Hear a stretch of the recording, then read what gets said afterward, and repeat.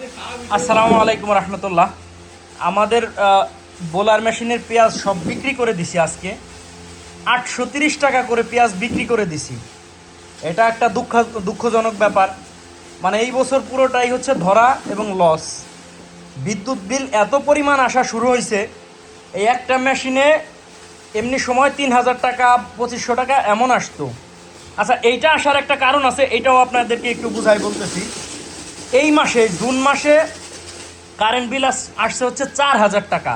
আচ্ছা, কেন এই একটা মেশিনে এত টাকা বিল আসে এটা সম্পর্কে একটু বলি। আমাদের এখানে হয় কি, যারা বাড়িতে পেঁয়াজ রাখে তাদের বিল তো আবাসিক, এবং বাজারে যেইগুলা বিল আছে দোকানের, এগুলো হচ্ছে বাণিজ্যিক। তো বাড়ির তুলনায় বাজারের বিল হচ্ছে ডাবল। এই জন্য আমাদের এইখানে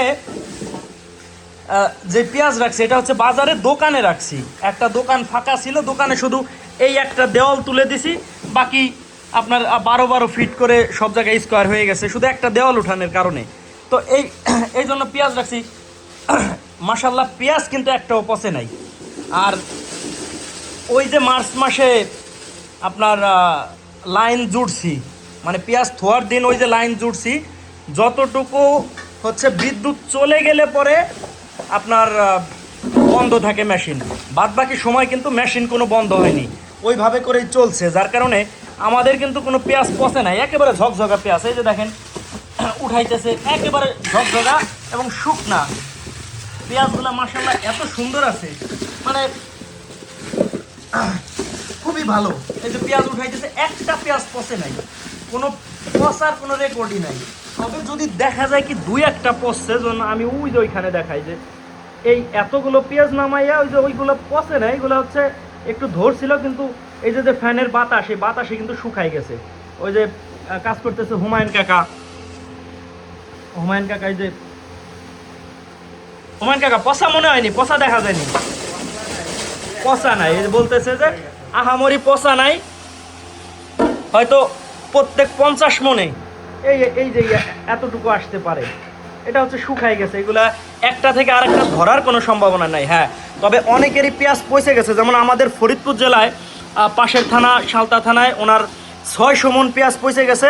এটা হচ্ছে বোলার মেশিনের পেঁয়াজ। এইটা পচার একটা কারণ আছে, এটা পচার একটাই কারণ, সেটা হচ্ছে যে ওনারা মেশিন 1 ঘন্টা চালাইছে, 1 ঘন্টা বন্ধ রাখছে, কিন্তু যেই ঘন্টা বন্ধ রাখছে ওই ঘন্টায় অনেক সময় দেখা গেছে যে ইলেকট্রিসিটি ছিল না।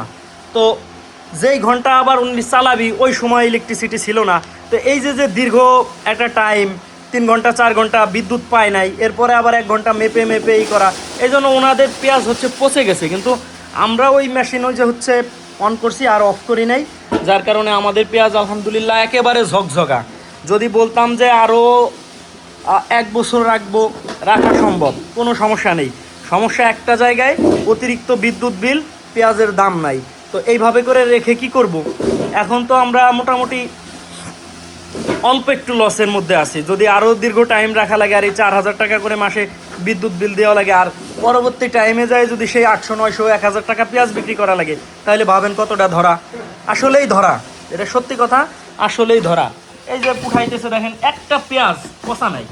অনেকেরই মেশিনে পেঁয়াজ পড়ছে, এই রেকর্ড নাই ইনশাল্লাহ, একেবারে নাই, একেবারে ফ্রেশ পেঁয়াজ। এই দেখেন একেবারে ফ্রেশ, একেবারে ফ্রেশ। এটা লাল তীরের কাঠি পেঁয়াজ ছিল এর মধ্যে, যেটা আপনাদের আগে ভিডিও দিছিলাম। আর এখন যে পেঁয়াজগুলো আছে এগুলো হচ্ছে নবাবের হাইব্রিড 2nd জেনারেশন আছে। এরপরে হচ্ছে এখানে ফলনরাজ রাখি নাই, ফলনরাজ হচ্ছে বড় যেইগুলো ওইগুলো ধরছিল, ওগুলা বিক্রি করে দিছি। ছোটোগুলো আছে, ছোটোগুলা নষ্ট হয় নাই, ছোটোগুলা বাড়িতে চাঙে রাখছি, ওইটাও বিক্রি করে দেবো। কোনো পেঁয়াজই আর রাখার ইচ্ছা নাই, যে পরিমাণে বাঁশ খাইতেছি এই বাঁশ আর খাওয়ার ইচ্ছা নাই, যার কারণে কোনো পেঁয়াজই রাখতেছি না। পরবর্তীতে যদি দাম হয় তাও কোনো আফসোস থাকবে না, কারণ এই বিদ্যুৎ বিল দিয়ে পরবর্তীতে দাম দিয়ে হয়তো সমান সমান হইতো। এই জন্য হচ্ছে পেঁয়াজ বিক্রি করে দিতেছি। এইখানে প্রায় 300 মন পেঁয়াজ আমরা রাখছিলাম, 300 350 মন হবে, কিছু ঘাটছে, ধরেন 350 মনে। বাতাসে তো অনেক পেঁয়াজ ছোটো হয়ে গেছে, শুকাইছে না, 20-22 মন তো ঘেটে গেছে। তো ধরেন যে ওই রকম কিছু আছে। তো যেটাই হোক আমাদের পেঁয়াজ ভালো ছিল, রাখাও সম্ভব ছিল, বাকি দাম নেই। কৃষকের পক্ষ হয়ে বলবো যে সরকারের দৃষ্টিগোচর হলে যেন কৃষককে এই সম্মানটা দেওয়া হয় যে কৃষক যেন বেঁচে থাকে। এটাই হচ্ছে আমার চাওয়া। এই যে দেখেন বিদ্যুৎ চলে গেছে, বিদ্যুৎ চলে গেছে। এখন যাদের কাছে হচ্ছে 1 ঘন্টা বন্ধ থাকে, 1 ঘন্টা চলে, একেবারে ফ্রেশ পেঁয়াজ।